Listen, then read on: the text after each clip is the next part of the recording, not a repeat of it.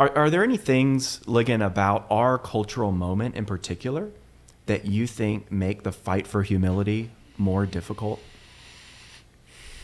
That's a good question. I think that pastors, because of the type of relationship that pastors have with their congregation, where oftentimes congregation members are coming to you to help them with their problems, that being in that mode regularly, which we have to be if we're engaged with our congregation, can make us feel like we are sort of the dispenser of wisdom and we're at a different level, and we're maybe not as aware of our need as we need to be. So I'm not sure that's a cultural thing. I think that's just an occupational hazard of the ministry. Now, I think our culture today,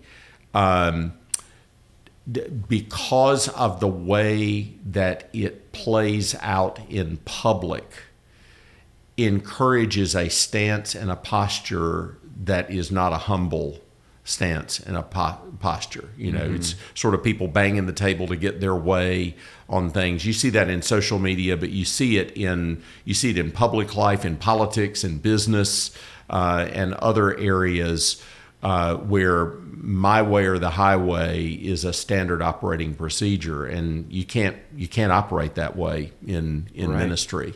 And I will say, one thing that has helped me, Matt, is I've just had really good godly examples around me. My pastors growing up were great. I mean, they were gifted preachers.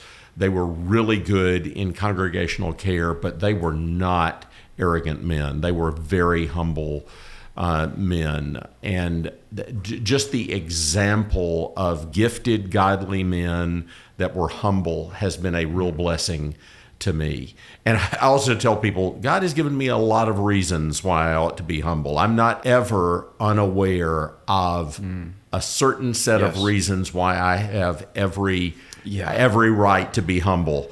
And thank God, God hasn't just splayed me all over the ground in front of the whole world in those areas, but I'm aware of them. Right. And that's good. That's good for me to get pulled back to those from time to time. Yeah. I mean, if critics could crawl into our hearts, they would only find more material. Yeah. And I think as we think about what might be unique about this cultural moment, obviously we can't think about that question apart from the internet and the digital age. Right. And I think one danger, one kind of occupational hazard of pastoral ministry is the temptation to neglect pastoring your own flock in order to pastor the world from your social media account. That's true. And I understand the temptation, and I've succumbed to it at times because that's easier. It is. That's a lot easier, and there's immediate gratification. There's immediate responsiveness. The word works slowly. I mean, there's a reason why the prophet Isaiah in Isaiah 55 compares the working of the word to rain fertilizing the earth. A crop isn't produced overnight. People aren't changed overnight.